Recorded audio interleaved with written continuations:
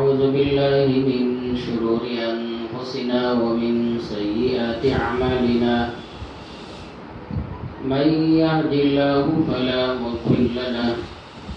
ومن يضلل فلا هادي له ونشهد أن لا إله إلا الله وحده لا شريك له ونشهد أن سيدنا ونبينا ومولانا محمدا عبده ورسوله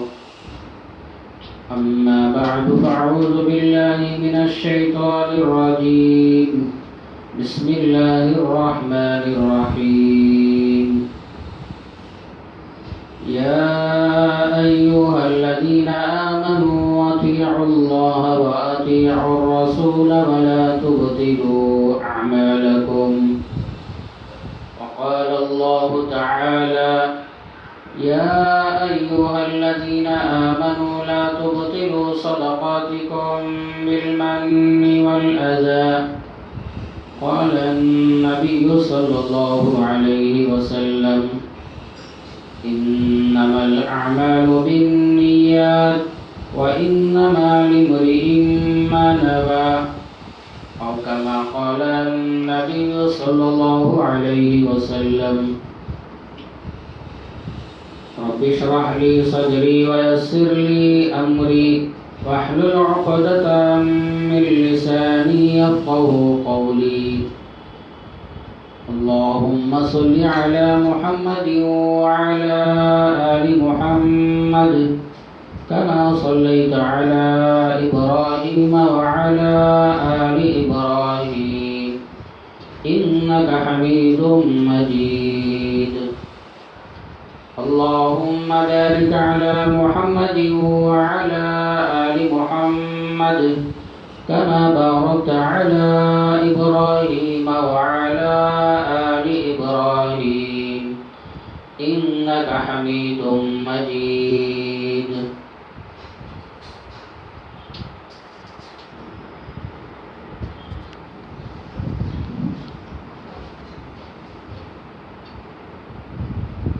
سامعین اکرام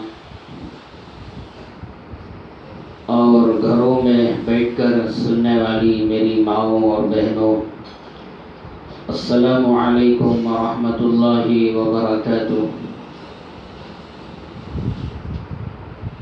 اللہ جل شانہ نے میری اور آپ کی اور ساری انسانیت کی ہدایت، کامیابی اور رہبری کے لیے امام الانبیاء، سید الانبیاء، خاتم الانبیاء حضرت محمد الرسول اللہ صلی اللہ علیہ وسلم کو روانہ فرمایا، اور ہم سب کی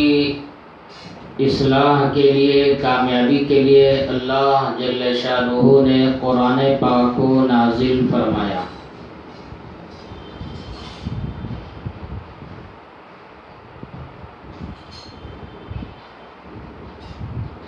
ابھی ہماری زندگیوں سے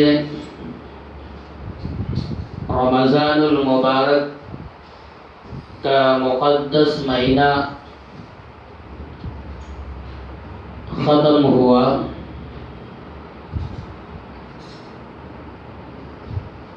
12 مہینوں میں سب سے افضل، سب سے اعلیٰ، سب سے اونچا رمضان المبارک کا مہینہ تھا۔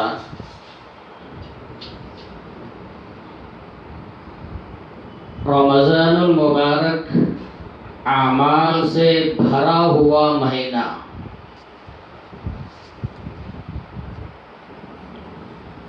رمضان المبارک نیکیوں سے، رحمتوں سے، برکتوں سے، انوارات سے، تجلیات سے بھرا ہوا مہینہ۔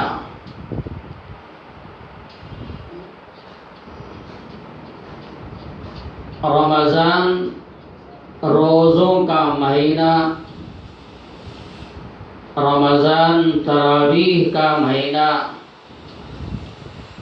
رمضان سحری کا افطاری کا مہینہ، رمضان تلاوت کا مہینہ، رمضان غم خواری کا، ہمدردی کا مہینہ،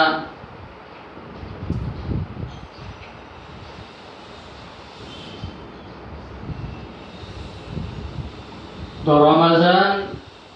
فطرے کا، زکوٰۃ کا مہینہ،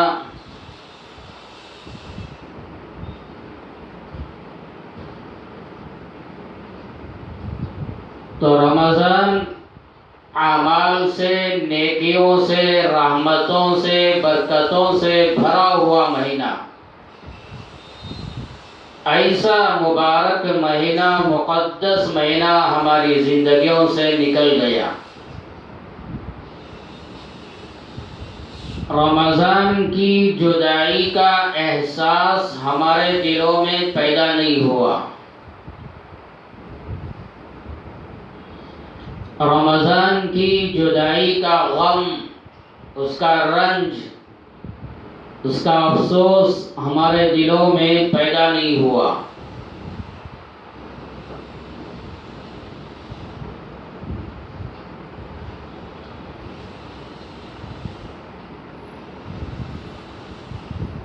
₹10 ₹20 گم ہو جاتے ہیں، دل میں تکلیف محسوس ہوتی ہے،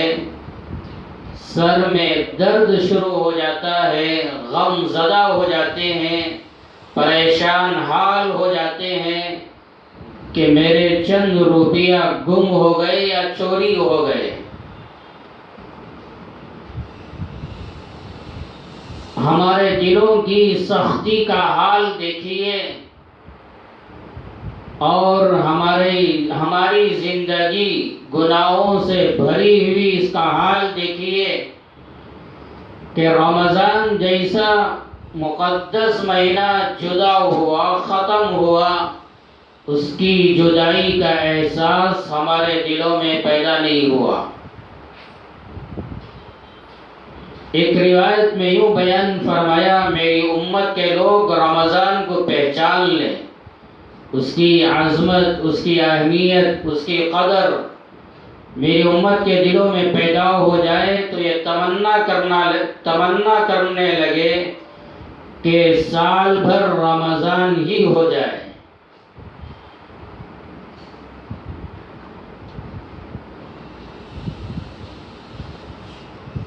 تو رمضان کی جدائی کا احساس ہونا چاہیے،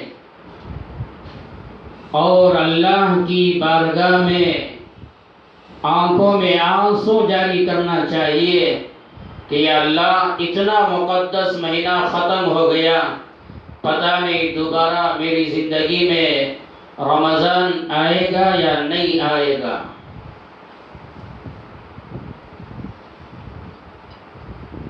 رمضان ہو یا غیر رمضان، بندہ جو بھی عمل کرتا ہے اپنی ذات کے لیے کرتا ہے، اس میں اللہ کا کوئی فائدہ نہیں ہے۔ قرآن پاک میں اللہ نے بیان فرمایا، من عمل صالحا فلنفسہ، جو بندہ نیک اعمال کرتا ہے، اچھے اعمال کرتا ہے، وہ اپنی ذات ہی کے لیے کرتا ہے۔ نماز پڑھتا ہے اپنی ذات کے لیے، روزے رکھتا ہے اپنی ذات کے لیے، تلاوت کرتا ہے اپنی ذات کے لیے، حج بیت اللہ کرتا ہے، زکوٰۃ دیتا ہے، فطرہ ادا کرتا ہے، یہ سب اعمال اپنی ذات کے لیے۔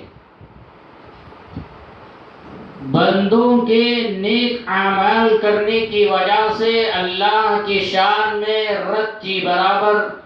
اضافہ ہونے والا نہیں ہے۔ من عمل صالحا فلنفسہ، تم جو بھی نیک اعمال کرو اپنی ذات کے لیے۔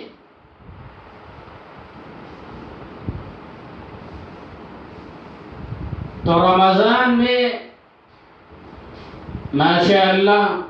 بے شمار اللہ کے بندوں نے بہت سارے اعمال کیے، نمازوں کا اہتمام، روزوں کا اہتمام، تراویح کا اہتمام، تلاوت کا اہتمام، صدقہ خیرات کا اہتمام، سحری افطاری کروانے کا اہتمام، اور ذکر و اذکار، درود استغفار کا اہتمام، پتہ نہیں اور کتنے اعمال کا اہتمام کیے، اعمال کی پابندی کیے۔ ہمارے دلوں میں یہ بات پیدا ہونا چاہیے کہ نیک اعمال تو میں نے کیا ہے، اللہ یہ نیک اعمال کو قبول کر لے۔ اعمال کی قبولیت کی فکر ہونی چاہیے۔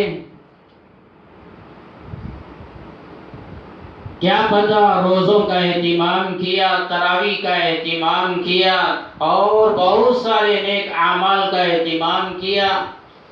مگر اللہ قبول نہ کرے، اللہ رد کر دے، انکار کر دے، میرے بندے تیرے اعمال کی مجھے کوئی ضرورت نہیں۔ اس لیے کہ اللہ بے نیاز ہے، اللہ الصمد، اللہ بے نیاز ہے۔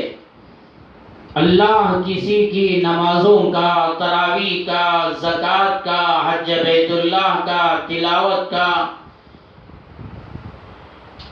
محتاج نہیں ہے۔ قرآن پاک میں اللہ نے بیان فرمایا انما یتقبل اللہ من المتقین، یقیناً اللہ متقیوں کے اعمال قبول فرماتے ہیں، جن کے دلوں میں تقوی ہوتا ہے، اللہ کی معرفت ہوتی ہے، اللہ کی خشیت ہوتی ہے، جن کی زندگیوں میں پرہیزگاری ہوتی ہے، انہی کے اعمال اللہ قبول فرماتے ہیں۔ اس آیت کی تفسیر میں علماء نے لکھا ہے بندوں کے اعمال قبول ہونے کے لیے شرط یہ ہے کہ بندوں کی زندگیوں میں تقوی ہو اور اللہ کا ڈر ہو، تقوی بھی ہو اور خوف خدا بھی ہو۔ جن کی زندگیوں میں تقوی نہ ہو اور اللہ کا ڈر نہ ہو، روزہ بھی رکھیں، تراویح بھی پڑھیں، تلاوت بھی کریں، سنتی لباس بھی اپنائیں اور دین کی محنت بھی کریں، بیت اللہ کا طواف بھی کریں، مدینے کی حاضری کو بھی جائیں، مگر تقوی نہیں، خوف خدا نہیں، تو فرمایا علماء نے ان کے اعمال اللہ قبول نہیں کرے گا۔ سیدنا عامر بن عبداللہ رحمۃ اللہ علیہ بہت بڑے اللہ والے ہیں، ان کا انتقال ہو رہا تھا، زاروں قطار رو رہے تھے۔ لوگوں نے سوال کیا حضرت رونے کی کیا وجہ ہے، رونے کی کیا بات ہے؟ آپ زندگی بھر اعمال کرتے رہے، نیکیوں میں زندگی گزاری، تقوی میں زندگی گزاری، ابھی خوشی کا موقع ہے، اتنی نیک زندگی گزار کر آپ دنیا سے رخصت ہو رہے ہیں، رونے کی کیا وجہ ہے؟ سیدنا عامر بن عبداللہ رحمۃ اللہ علیہ نے بیان فرمایا میری کانوں میں یہ آواز آ رہی ہے انما یتقبل اللہ من المتقین، کہ اللہ نے بیان فرمایا کہ ہم صرف متقیوں کے اعمال قبول فرماتے ہیں، پتہ نہیں میرے اعمال اللہ قبول کرے گا یا نہیں کرے گا۔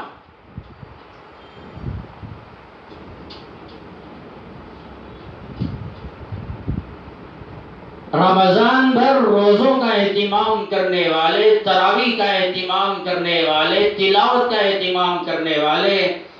عید الفطر کی خوشیوں میں کتنے گناہوں میں زندگی گزاری اور کتنے حرام کاموں میں مبتلا ہو گئے۔ اعمال کی قبولیت کی فکر کرنی چاہیے تھی، مگر عید الفطر میں کتنے گناہ کیے، زندگیوں کا جائزہ لینا چاہیے۔ سیدنا عبداللہ بن مسعود رضی اللہ عنہما بہت بڑے صحابی ہیں، وہ بیان فرماتے ہیں مجھے یقین ہو جائے کہ میرا کوئی عمل اللہ قبول کر لیا ہے، کوئی ایک عمل بھی اللہ قبول کر لیا ہے، مجھے یقین ہو جائے تو یہ وہ نعمت ہے کہ ساری دنیا ساری زمین سونا سے بھر دی جائے اور وہ مجھے مل جائے، اس سے زیادہ مجھے خوشی اس بات پر ہوگی کہ اللہ میرا عمل قبول کر لیا ہے۔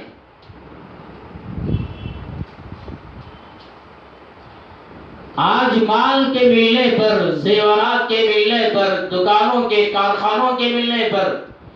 دلوں میں خوشی ہوتی ہے، مگر اپنے اعمال قبول ہوئے یا نہیں اس کی کوئی فکر نہیں۔ عید الفطر میں نیا لباس پہن لیے خوشی، مگر عید الفطر کی نماز قبول ہوئی یا نہیں اس کا کوئی احساس نہیں۔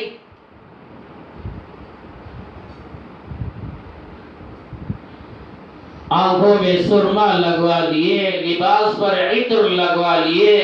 کھجور کا استعمال کر کے عیدگاہ کو چلے گئے اور نیا جوتا خرید لیے، پتہ نہیں کیا کیا استعمال کیا،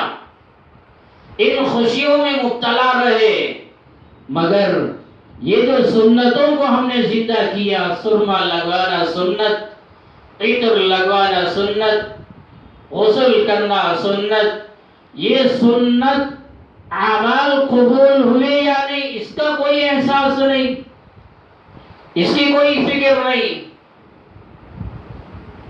سیدنا ابو الدرداء رضی اللہ عنہ بہت بڑے صحابی ہیں، وہ بیان فرماتے ہیں اگر اللہ میری ایک نماز قبول کر لے، میری زندگی کی ایک نماز بھی قبول کر لے، مجھے ساری دنیا کی نعمتوں سے ملنے سے زیادہ ایک نماز کے قبول ہونے پر مجھے خوشی ہوتی ہے۔ تو اعمال کی قبولیت کی فکر کرنی چاہیے کہ میں نے رمضان میں بہت سارے اعمال کیا، وہ اعمال اللہ قبول کر لے، اسی طرح بقیہ زندگی میں جتنے اعمال کروں گا وہ سارے اعمال اللہ قبول کر لے۔ سیدنا ابراہیم علی نبینا علیہ الصلوۃ والسلام، سیدنا اسماعیل علیہ الصلوۃ والسلام اللہ کے حکم دینے پر بیت اللہ کی تعمیر فرمائی۔ بیت اللہ کی تعمیر مکمل ہونے کے بعد سیدنا ابراہیم علیہ السلام دعا کر رہے تھے، سیدنا اسماعیل علیہ السلام اپنے والد کی دعا پر آمین کہہ رہے تھے۔ کیا دعا فرمائی؟ ربنا تقبل منا انک انت السمیع العلیم، دعا فرمائی اے ہمارے رب، آپ ہی کے حکم سے ہم نے بیت اللہ کی تعمیر فرمائی، ہماری یہ تعمیر کرنے کو تو قبول فرما لے۔ پیغمبر ہو کر بیت اللہ کی تعمیر کرنے کے بعد بیت اللہ کی تعمیر کی قبولیت کے لیے اللہ کی بارگاہ میں دعا فرما رہے ہوں، میں اور آپ روزے رکھ کر، تراویح پڑھ کر، تلاوت کر کے، دیگر اعمال کر کے، ہمارے دلوں میں اپنے اعمال کی قبولیت کی کوئی فکر نہیں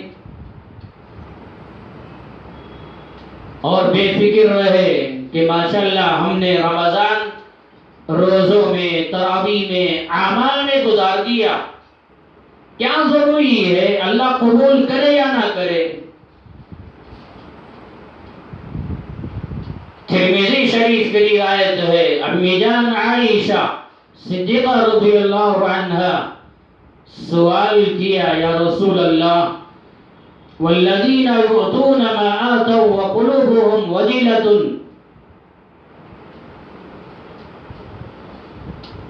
والذین یؤتون ما آتوا وقلوبهم وجلة، اللہ نے اس آیت میں بیان فرمایا بعض لوگ وہ ہیں جو دیتے ہیں، صدقہ خیرات فطرہ وغیرہ دیتے ہیں، دینے کے باوجود ان کا دل ڈرتا رہتا ہے، ان کے دلوں میں خوف پیدا ہو جاتا ہے۔ اللہ نے یہ جو بیان فرمایا، کیا ان لوگوں سے وہ لوگ مراد ہیں جو صدقہ بھی کرتے ہیں، خیرات بھی کرتے ہیں، پھر چوری بھی کرتے ہیں، گناہ بھی کرتے ہیں، نیک اعمال کرنے کے باوجود جب ان سے گناہ ہو جاتا ہے تو کیا ان سے گناہ ہونے کی وجہ سے گناہ سے ڈرنے والے ہیں، نافرمانی سے ڈرنے والے ہیں؟ چوری کر لیا، چوری کا ڈر پیدا ہو گیا، جھوٹ بول دیا تو جھوٹ کا ڈر پیدا ہو گیا، دھوکہ دے دیا تو دھوکے کا ڈر پیدا ہو گیا، اچھے اعمال بھی کر رہے ہیں، گناہ کے بھی اعمال کر رہے ہیں، تو کیا اس آیت سے وہ لوگ مراد ہیں جو اچھے اعمال کرنے کے باوجود گناہ کر کے یہ گناہوں سے ڈر جاتے ہیں؟ تو کیا اس آیت سے یہ لوگ مراد ہیں؟ اللہ کے نبی صلی اللہ علیہ وسلم نے بیان فرمایا، اللہ صدیق کی بیٹی بات ایسی نہیں ہے، اس آیت سے یہ لوگ مراد نہیں ہیں۔ اللہ کے نبی صلی اللہ علیہ وسلم نے بیان فرمایا، وَلَكِنَّهُمْ الَّذِينَ يَصُومُونَ وَيُصَلُّونَ وَيَتَصَدَّقُونَ وَهُمْ يَخَافُونَ أَلَّا يُقْبَلَ مِنْهُمْ۔ اس آیت سے وہ لوگ مراد ہیں جو روزہ بھی رکھتے ہیں، نمازیں بھی ادا کرتے ہیں، صدقہ خیرات بھی کرتے ہیں، لیکن اس کے باوجود ان کے دلوں میں یہ ڈر پیدا ہوتا ہے، یا اللہ میں نے روزے رکھا، پتہ نہیں میرے روزے قبول ہوئے یا نہیں، یا اللہ میں نے نمازیں ادا کی، میری نمازیں قبول ہوئی یا نہیں ہوئی، یا اللہ میں نے صدقہ خیرات کیا، میرا صدقہ خیرات قبول ہوا یا نہیں، نیک اعمال کر کے قبول ہوئے یا نہیں، اس بات سے ڈرنے والے یہ لوگ مراد ہیں۔ اور آگے اللہ کے نبی صلی اللہ علیہ وسلم نے آگے کی آیت تلاوت فرمائی، اولئک الذین یسارعون فی الخیرات وهم لها سابقون۔ یہی وہ لوگ ہیں جو نیکیوں میں آگے بڑھنے والے، بھلائیوں میں آگے بڑھنے والے۔ تو اللہ نے ان کی تعریف بیان فرمائی کہ روزہ رکھنے کے باوجود، نمازیں ادا کرنے کے باوجود، صدقہ خیرات کرنے کے باوجود ان کے دلوں میں اس بات کا ڈر پیدا ہو رہا ہے، پتہ نہیں میرے اعمال قبول ہوئے یا نہیں۔ تو ہمارے دلوں میں بھی احساس ہونا چاہیے کہ اللہ آپ ہی کی توفیق سے میں نے رمضان میں کتنے اعمال کیے، یا اللہ قبول فرما لے۔ تو اعمال کی قبولیت کی فکر کرنی چاہیے۔ اللہ کے نبی صلی اللہ علیہ وسلم نے بیان فرمایا، ان اللہ لا يقبل من العمل الا ما كان له خالصا وابتغي به وجهه۔ نسائی شریف کی روایت ہے، یقیناً اللہ وہی اعمال کو قبول فرماتا ہے جو اعمال خالص اللہ کے لیے کیے جاتے ہیں، کہ میرے اعمال سے اللہ راضی ہو، میرے روزوں سے، میری تراویح سے، میرا فطرے سے، میری زکات سے، میرے ہر عمل سے میرا اللہ راضی ہو۔ جن کے اعمال میں اخلاص ہوتا ہے، للہیت ہوتی ہے، خلوص ہوتا ہے، اللہ کو راضی کرنے کا ارادہ ہوتا ہے، انہی کے اعمال اللہ قبول فرماتے ہیں۔ اعمال کر کے دلوں میں بڑائی پیدا نہ ہو، تکبر پیدا نہ ہو، غرور پیدا نہ ہو، دوسروں کو دیکھ کر یہ نہ سمجھے کہ وہ بے نمازی ہے، میں نمازی ہوں، رمضان میں نے روزے رکھا، وہ روزے نہیں رکھا، رمضان میں نے تراویح پڑھی، وہ تراویح کا اہتمام نہیں کیا، ہاں وہ اعمال نہیں کیا، اس کے گناہ اس کے ساتھ وہ اپنی سزا بھگتے گا، مگر نیک اعمال کر کے اور اچھے اعمال کر کے اپنے آپ کو بڑا سمجھ جانا اور دوسروں کو حقیر سمجھنا، یہ بھی دھوکہ ہے، اس سے بھی اعمال ضائع ہو جاتے ہیں، ان کے اعمال بھی اللہ قبول نہیں کرتا۔ سیدنا موسیٰ علی نبینا علیہ السلام ایک مرتبہ شیطان سے ملاقات ہو گئی۔ شیطان سے سوال کیا، شیطان یہ بتا تو اللہ کے بندوں کو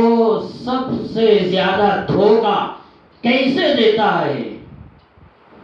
کیا طریقے سے دھوکہ دیتا ہے؟ تیرا سب سے بڑا مکر فریب دھوکہ دینے کا طریقہ کیا ہے؟ تو شیطان نے سیدنا موسیٰ علی نبینا علیہ السلام سے یوں کہنے لگا، موسیٰ میں آپ کو جواب دینا نہیں چاہتا تھا مگر پھر بھی جواب دیتا ہوں،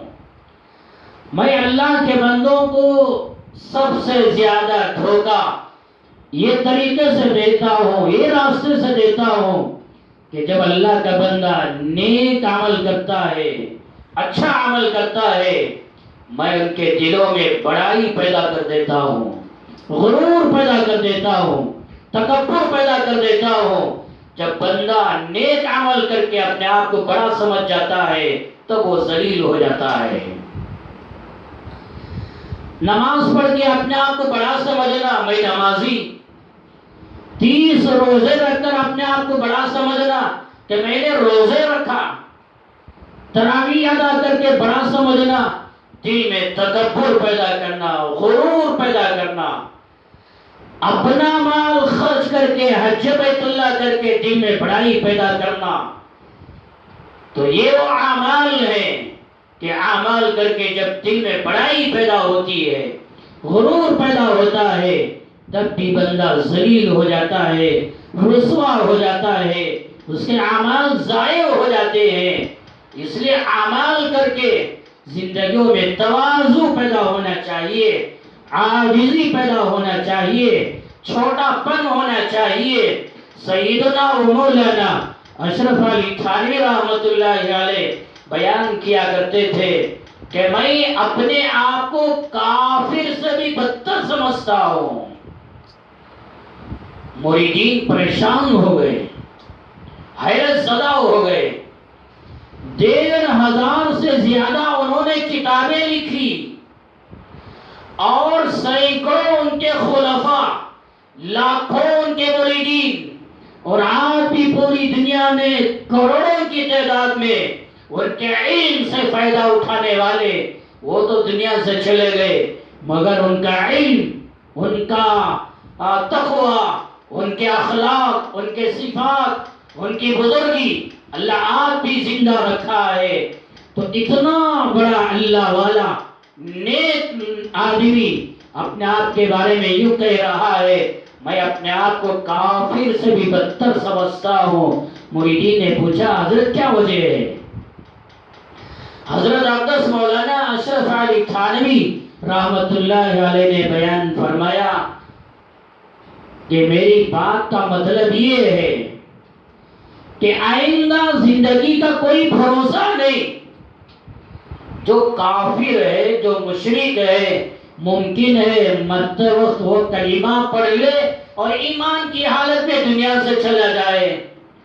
اور جب میرا انتقال ہو تو ممکن ہے اللہ میرا ایمان چھین لے اور میں کفر کی حالت میں مر کے چلے جاؤں۔ تو یہ بات سوچتے ہوئے میں اپنے آپ کے بارے میں یہ سمجھتا ہوں کہ میں کافر سے بھی بدتر ہوں۔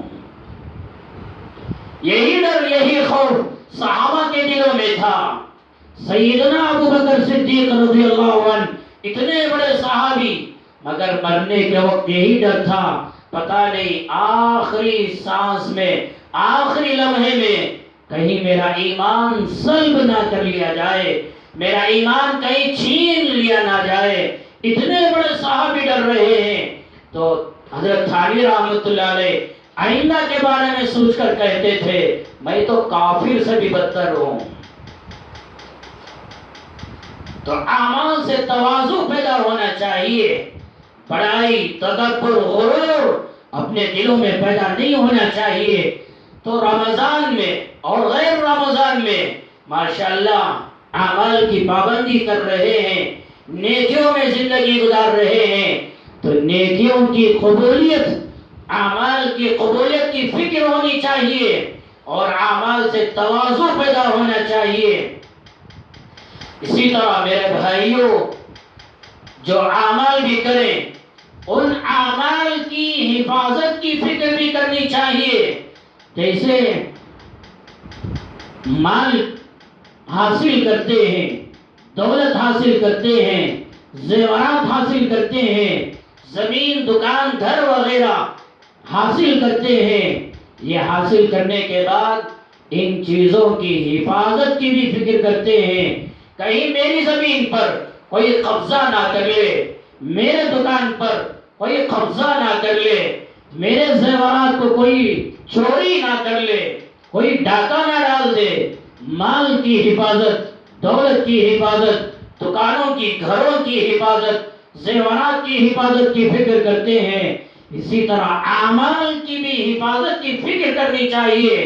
کہ نمازوں کا اہتمام، روزوں کا اہتمام، تراویح کا اہتمام، صدقہ خیرات کا اہتمام، زکوٰۃ ادا کیا، فطرہ ادا کیا، وہ اعمال کی حفاظت کا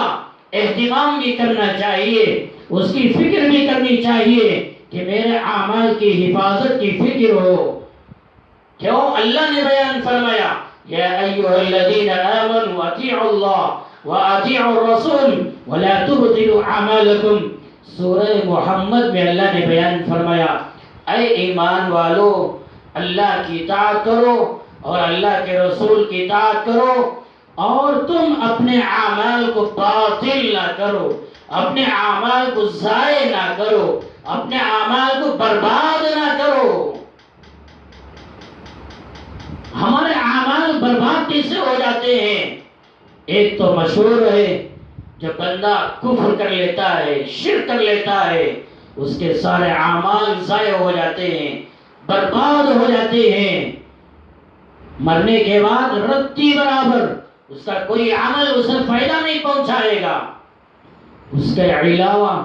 قرآن پاک میں اللہ نے بیان فرمایا یا ایھا الذین آمنوا لا تبطلوا صدقاتکم بالمن والأذى۔ اے ایمان والو، اپنے صدقات کو، اپنے خیرات کو باطل نہ کرو، ضائع نہ کرو۔ کیسے ضائع ہو جاتے ہیں؟ اللہ نے خود بیان فرمایا بالمن والأذى، دو چیزیں بیان فرمایا۔ ایک چیز یہ کہ کسی کو صدقہ دے کر، کسی کو خیرات دے کر، کسی کو زکوٰۃ دے کر، کسی کا تعاون کر کے احسان نہ جتلاؤ۔ لوگوں سے یہ نہ کہو کہ میں نے تجھے مال دے کر احسان کیا، تیرے گھر میں کھانا نہیں، غلہ نہیں، اناج نہیں، تیری بیٹی کا نکاح کرنے کے لیے ذرہ برابر زیور نہیں تھا، میں نے اپنے مال سے زیور دلوایا، اور میں نے اپنے مال سے تیری بیٹی کا نکاح کروایا، میں نے تجھ پر احسان کیا۔ اگر لوگوں کے سامنے یا اس کے سامنے احسان جتلاؤ گے، اپنی بڑائی جتلاؤ گے، میرے رب نے قرآن پاک کا 3واں پارہ بیان فرمایا اللہ تمہارے صدقات کو ضائع کر دے گا، برباد کر دے گا، رتی برابر آپ کو کوئی فائدہ نہیں ہوگا۔ اور دوسری چیز اللہ نے بیان فرمایا والأذى، میرے بندو، مجھ پر ایمان لانے والو، نیک اعمال کر کے، صدقہ کر کے، خیرات کر کے اگر تم کسی اور کو تکلیف پہنچاؤ گے، ایذا پہنچاؤ گے، کسی کے دل کو دکھاؤ گے، اللہ نے بیان فرمایا یہ تکلیف کے پہنچانے پر اللہ آپ کے اعمال کو ضائع کر دے گا۔ روزے رکھا، تراویح ادا کی، صدقہ خیرات کیا، تلاوت کیا، اگر یہ اعمال کرنے کے بعد کسی اور کو تکلیف پہنچائے تو سمجھ لینا چاہیے ہمارے روزوں کا اجر و ثواب، ہماری تراویح کا اجر و ثواب، ہماری تلاوت کا اجر و ثواب، ہمارے حج کا، عمرے کا، دیگر اعمال کا اجر و ثواب، اللہ ہمارے اعمال کا ثواب ضائع کر رہے ہیں۔ اور برباد کر رہے ہیں۔ مسلم شریف کی روایت ہے، اللہ کے نبی صلی اللہ علیہ وسلم نے صحابہ سے سوال کیا، اتدرون ما المفلس؟ صحابہ بتائیے، جانتے ہو مفلس، غریب، ضرورت مند، محتاج کون ہے؟ صحابہ نے عرض کیا، المفلس فینا من لا درہم لہ ولا متاع۔ ہمارے درمیان غریب، ضرورت مند، محتاج وہ آدمی ہے جس کے پاس پیسہ نہیں، جس کے پاس دولت نہیں، جس کے پاس کوئی پراپرٹی نہیں، اور جس کے پاس کوئی سامان نہیں، یہ غریب ہے۔ اللہ کے نبی صلی اللہ علیہ وسلم نے بیان فرمایا، ان المفلس من امتی من یاتی یوم القیامہ بصلاۃ وصیام وزکاۃ۔ سنو، میری امت میں غریب وہ ہے، میری امت میں محتاج وہ ہے، ضرورت مند تو وہ ہے جو قیامت کے دن اس حال میں آئے گا، نمازوں کا ڈھیر ہوگا، روزوں کا ڈھیر ہوگا، زکوٰۃ کا ڈھیر ہوگا، نیکیوں کا ذخیرہ ہوگا، بے شمار اعمال ہوں گے، نیکیاں ہوں گے، یہ ساری نیکیاں اللہ کی عدالت میں لے کر آئے گا۔ وَيَأْتِي قَدْ شَتَمَ هَذَا وَقَذَفَ هَذَا وَأَكَلَ مَالَ هَذَا وَسَفَكَ دَمَ هَذَا وَضَرَبَ هَذَا۔ اللہ کے نبی صلی اللہ علیہ وسلم نے بیان فرمایا، ایک طرف نیکیوں کا انبار لے کر آئے گا، نیکیوں کا ڈھیر لے کر آئے گا، اور دوسری طرف نیکیوں کے ساتھ ساتھ یہ کسی کو گالی دیا ہوگا، یہ کسی پر الزام لگایا ہوگا، یہ کسی کا مال کھایا ہوگا، یہ کسی کو ستایا ہوگا،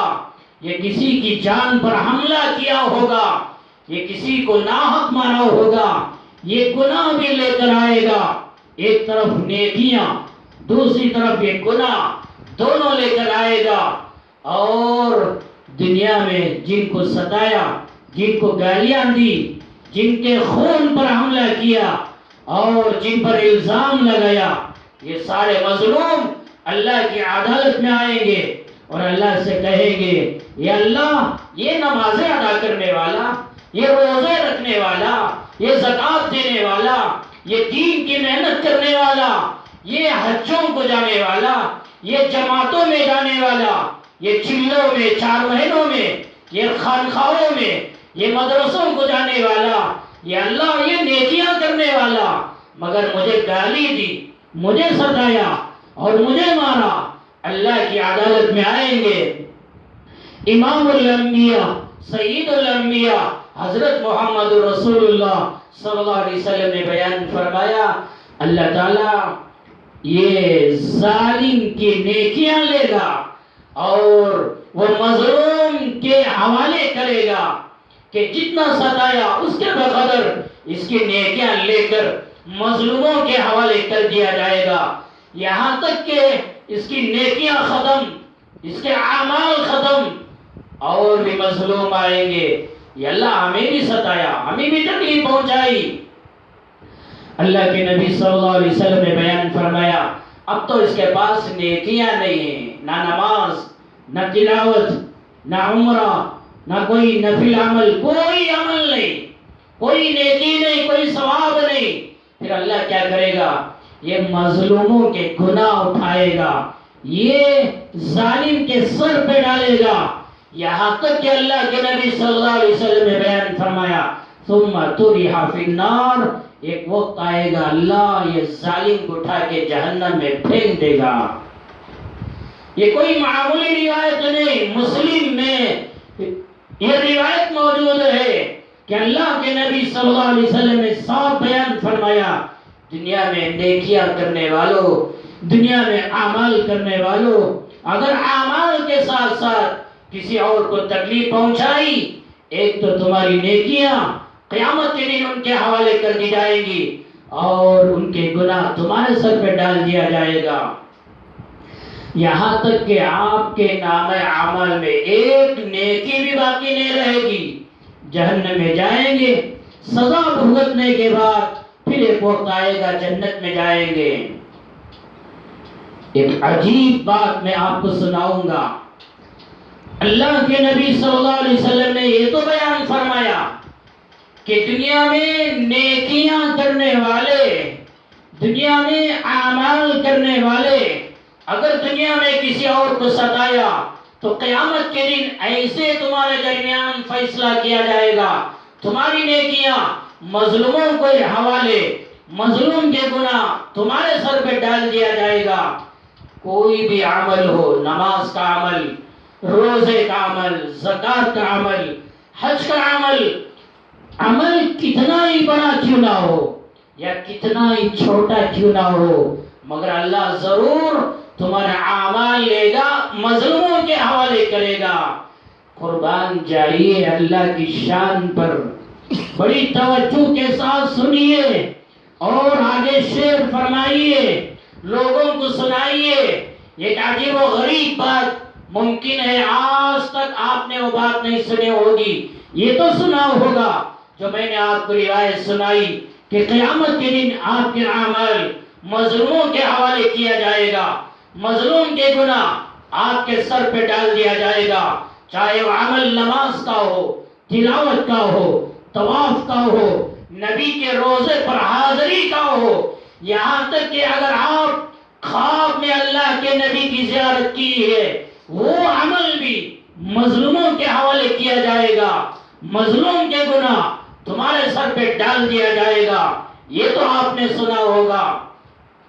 ثم انکم یوم القیامت عند ربکم تختصمون، اس آیت کی تفسیر میں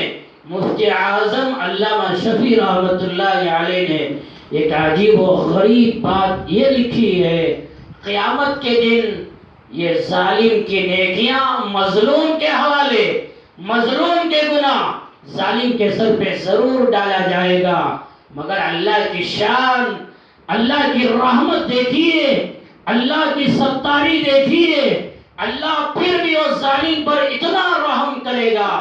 کہ اللہ یہ ظالم کا ایمان چھین کر مظلوم کے حوالے نہیں کرے گا۔ اگر اللہ ظالم کا ایمان چھین کر مظلوم کے حوالے کر دے گا پھر تو یہ کافر ہو جائے گا، ہمیشہ کے لیے جہنم چلے جائے گا۔ تو اللہ کی شان کیا ہے، اللہ کی رحمت دیکھیے کہ اللہ تیرے ہر عمل کا ثواب مظلوم کے حوالے ضرور کرے گا، مگر اللہ تیرا ایمان چھین کر مظلوم کے حوالے نہیں کرے گا۔ تو اللہ کی کیا شان ہے، اللہ کی کیا قدرت ہے۔ اس لیے میرے بھائیوں، دنیا میں رہ کر اعمال کی پابندی کرنے والوں، نیکیوں میں زندگی گزارنے والوں، اپنے اعمال کی حفاظت کی بھی فکر کرو۔ یہاں تک کہ ایک روایت سناؤں گا، اللہ کے نبی صلی اللہ علیہ وسلم نے بیان فرمایا، یغفر للشہید کل ذنب الا الدین، مسلم شریف کی روایت ہے، میدان جہاد میں جا کر شہید ہونے والا، میدان جہاد میں جا کر شہید ہونے والا، تیرا ہر گناہ اللہ معاف کر دے گا، مگر قرض کا گناہ اللہ معاف نہیں کرے گا، اس لیے کہ قرض حقوق العباد میں ہے۔ جب تک تو اپنا قرض ادا نہیں کرے گا اللہ تیرے گناہ بھی معاف نہیں کرے گا۔ جب میدان جہاد میں جا کر شہید ہو جائے اللہ اس کا قرضہ جب تک ادا نہیں کرے گا وہ شہید کو معاف نہیں کرے گا۔ پھر ہم کوسے دھوکے میں رہ گئے، سروں کے اوپر قرضہ ہے، حج کو جانے والے سروں کے اوپر قرضہ ہے، عمرہ کو جانے والے سروں کے اوپر قرضہ ہے، جماعتوں میں جانے والے سروں پہ قرضہ ہے، خانقاہوں میں جا کر ذکر کرنے والے سروں پہ قرضہ، مدرسوں میں جا کر مدرسوں پہ مال لٹانے والے اپنا قرض ادا کرنے کی کوئی فکر نہیں۔ اگر اسی حال میں مر گئے پھر کیا اللہ تمہارے گناہ معاف کرے گا؟ جبکہ اللہ کے نبی نے فرمایا میدان جہاد میں بھی چلے جاؤ، شہید بھی ہو جاؤ، تب بھی اللہ وہ گناہ معاف نہیں کرے گا۔ اللہ کے نبی صلی اللہ علیہ وسلم نے بیان فرمایا من مات وهو بريء من الكبر والغلول والدين دخل الجنہ. ترمذی شریف کی روایت ہے، اللہ کے نبی صلی اللہ علیہ وسلم نے بیان فرمایا جس آدمی کی موت اس حال میں آئے وہ 3 چیزوں سے پاک و صاف ہے. ایک، اس کے دل میں غرور نہیں، تکبر نہیں، بڑائی نہیں، انانیت نہیں. جس کے دل میں غرور نہیں اور جس کے دل میں دھوکہ نہیں ہے. جہاد میں گیا، مال غنیمت میں چوری نہیں کیا، دھوکہ نہیں دیا، یا یہ کہ لوگوں کے مال میں دھوکہ نہیں دیتا ہے. تو جن کے دلوں میں غرور نہیں اور دھوکہ نہیں دیتا،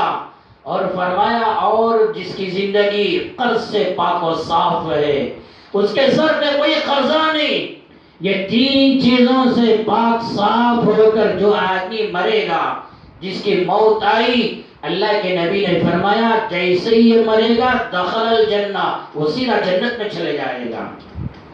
تو قرضوں کا بوجھ اپنے سر سے اتارو، لوگوں کے حقوق ادا کرو. نمازیں پڑھنے والے، روزہ رکھنے والے، تراویح پڑھنے والے،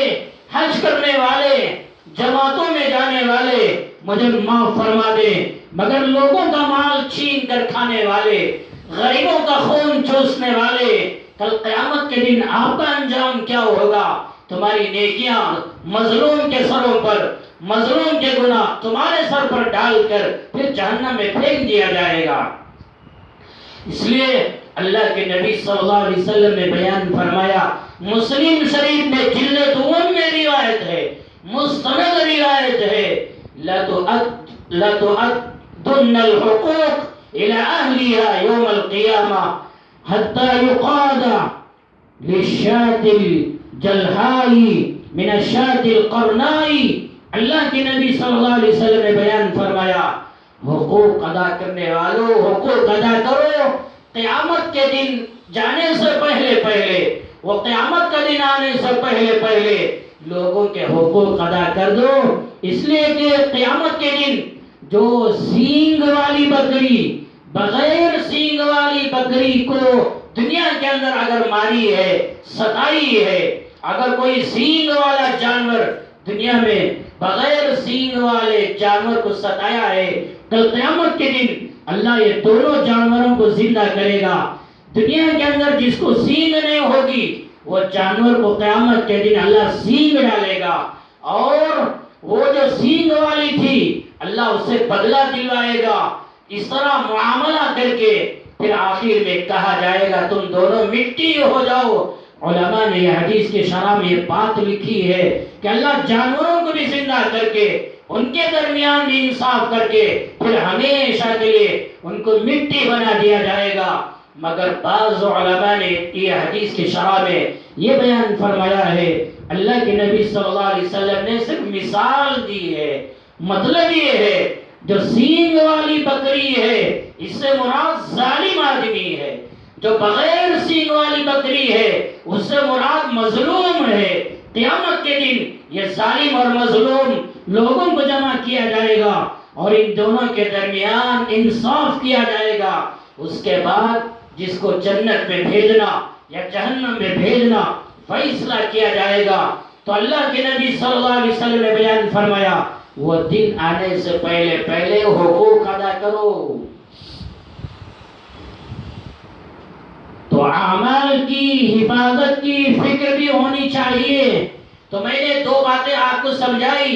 پہلی بات تو یہ سمجھائی کہ اپنے اعمال کی قبولیت کی فکر کرو، اور دوسری بات یہ سمجھائی اپنے اعمال کی حفاظت کی فکر کرو.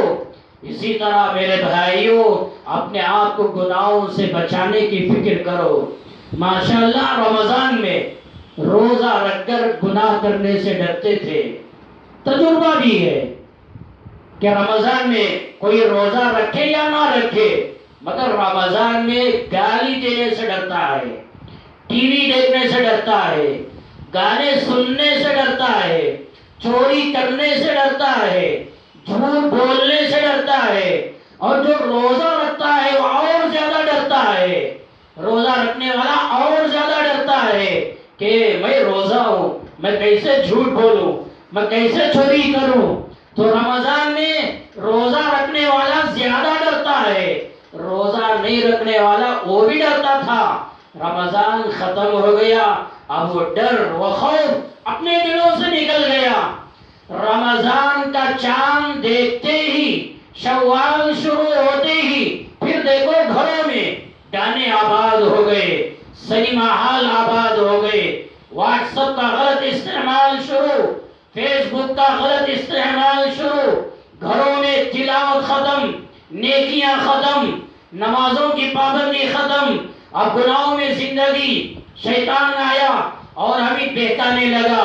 اللہ نے بیان فرمایا وَمَنْ أَسَاءَ فَعَلَيْهَا، جیسے اللہ نے بیان فرمایا من عمل صالحا فلنفسه، نیک اعمال کرو گے تو نیک اعمال بھی اپنی ذات کے لیے، ومن اساء فعليها، گناہ کرو گے تو وہ گناہ بھی تم اپنی ذات کے لیے کر رہے ہو، گناہوں کا وبال بھی تمہاری ذات پر، تمہارے جسم پر، تمہارے لیے نقصان ہے۔ پھر گناہ کر کے کیا فائدہ ہوا؟ گناہوں سے اپنے آپ کو بچاؤ۔ اللہ کے نبی صلی اللہ علیہ وسلم نے بیان فرمایا من قال لا الہ الا اللہ مخلصا دخل الجنہ،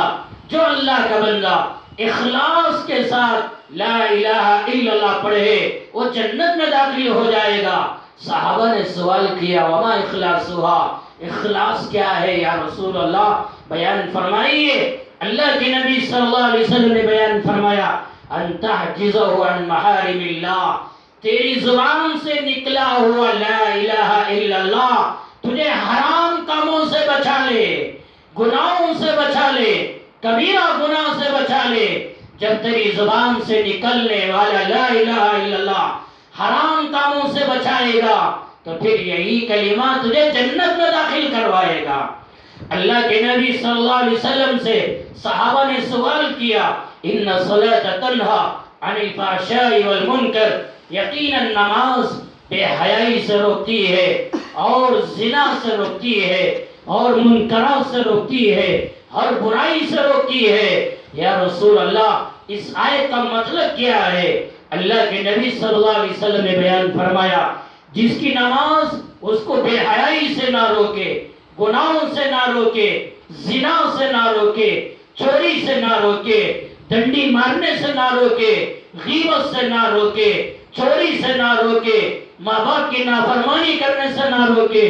اور حرام سے نہ روکے، اللہ کے نبی نے فرمایا اس کی نماز ہی نہیں ہے،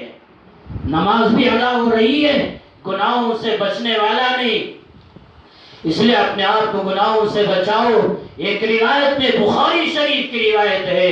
اللہ کے نبی صلی اللہ علیہ وسلم نے بیان فرمایا والمہاجر من ہجر ما نہى اللہ، سب سے بڑا مہاجر کون ہے؟ ہم سمجھتے ہیں تین دن کے لیے جماعت میں چلے گئے، ہم ہجرت کر کے آ گئے، ہم چلہ میں چلے گئے، ہجرت کر کے آ گئے، 4 مہینے کے لیے چلے گئے، ہم ہجرت کی شکل میں آ گئے، کوئی مدرسے کو چلا گیا، سمجھ گیا میں ہجرت کر کے آیا ہوں، کوئی خانقاہ میں چند دن گزارنے کے لیے کسی شیخ کی صحبت میں چلا گیا، وہ سمجھتا ہے میں ہجرت کر کے آیا ہوں، پتہ نہیں کیا کیا سمجھنے والے۔ بخاری شریف کتاب الایمان پہلا پارہ اللہ کے نبی نے بیان فرمایا سب سے بڑا مہاجر، سب سے بڑا ہجرت کرنے والا وہ ہے جو جن چیزوں سے اللہ نے منع کر دیا، جن چیزوں سے اللہ نے روک دیا، وہ تمام چیزوں سے اپنے آپ کو بچانے والا یہ سب سے بڑا مہاجر ہے۔ گناہوں سے اپنے آپ کو بچانے والا یہ سب سے بڑا ہجرت کرنے والا ہے۔ ایک ہجرت وہ جو ایک شہر کو چھوڑ کر دوسرے شہر میں چلا گیا، ایک گاؤں کو چھوڑ کر دوسرے گاؤں میں چلا گیا، ایک ملک کو چھوڑ کر دوسرے ملک میں چلا گیا، وہ بھی ایک ہجرت کی شکل ہے۔ مگر اصل مہاجر، اصل ہجرت کرنے والا کون ہے؟ اللہ کے نبی نے بیان فرمایا والمہاجر من ہجر ما نہى اللہ، اللہ نے جن چیزوں سے منع کر دیا، جن چیزوں سے روک دیا، اور ان چیزوں سے رک جانا، سود سے رک جانا، فنڈوں سے رک جانا، غیبت سے رک جانا، زنا سے رک جانا، ڈنڈی مارنے سے رک جانا، حرام سے رک جانا، اللہ کے نبی نے فرمایا یہ اصل مہاجر ہے، یہ اصل ہجرت کرنے والا ہے۔